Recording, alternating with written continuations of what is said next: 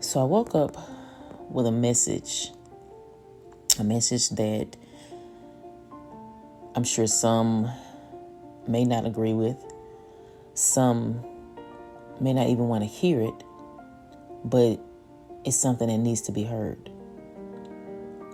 You know, there are people who say things that you want to hear, but then there are also people who say things that you need to hear. And I think anybody who's listening to this has heard somebody say, how can you expect others to do for you what you won't do for yourself? How can you expect someone to like or love you if you don't like or love yourself? And we've probably told this to many people as well. So when thinking about that, if that's how we expect others to think about themselves, if we expect others to do for themselves that they want others to do for them,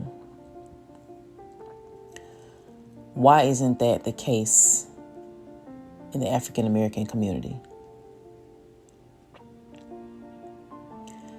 I woke up, like many, I'm sure, in our community, angered and frustrated once again with what we have seen in the media. And don't get me wrong, I'm just as outraged as the next person. I am. I'm tired of it too. But like I said, what I'm coming here today is to say what needs to be heard. I'm tired of seeing it, but I'm also tired of seeing it from us as well. And I'm not saying that to say it is an excuse, because it by no means is an excuse for what is happening to our young, old, black and brown brothers. It's no excuse. But what I'm coming here today is to ask, how do we expect others to do for us what we won't do for ourselves?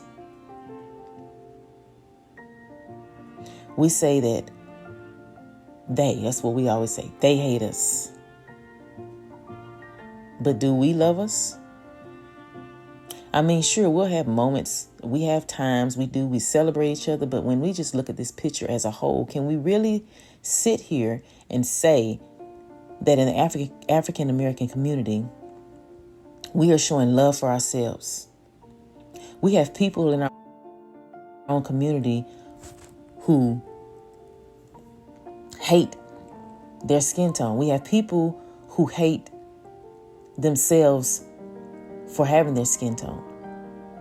We have people who say someone with a fair skin tone has an easier time. We have all these things that we just keep talking about. Oh, look at their hair. It's not good enough. Look at how they talk. It's this, or they try to be this. All these things that create this self-hate. And then we talk about we want others to love us. Now, what we got to start doing is our part. We got to start doing our part as well. We got to start loving ourselves. We want people to support us, but we don't support ourselves. We want to give our businesses the third degree. But in the same token, we've got to do our businesses with fidelity. We've got to give excellence. But at the same time, we got to stop grilling our own businesses. We got to support each other.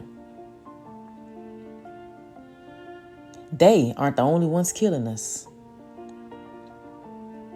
So many die at the hands of another hand that looks just like them.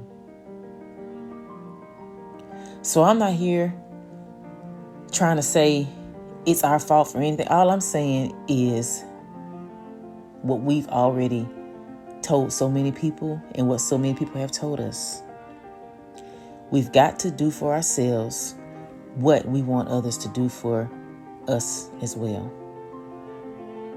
We've got to start loving ourselves, supporting ourselves. If that's what we are saying that we want. Because if we're real with ourselves, we're not doing it.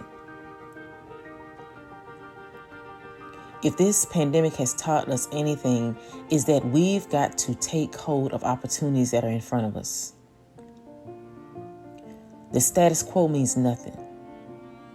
Everybody keeps talking about a new normal. A new normal needs to be that African American communities are uplifting each other.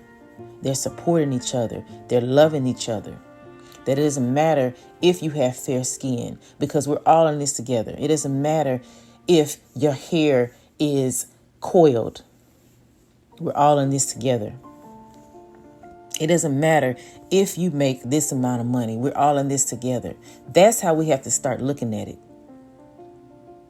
We can fight, we can protest, we can do it all day. But there comes a time when we got to get our own house in order. So like I said, I didn't come here today to say what people wanted to hear, but I came here to say what you needed to hear. So I hope that this encourages us to do better, because as my mom always said, when you know better, you do better.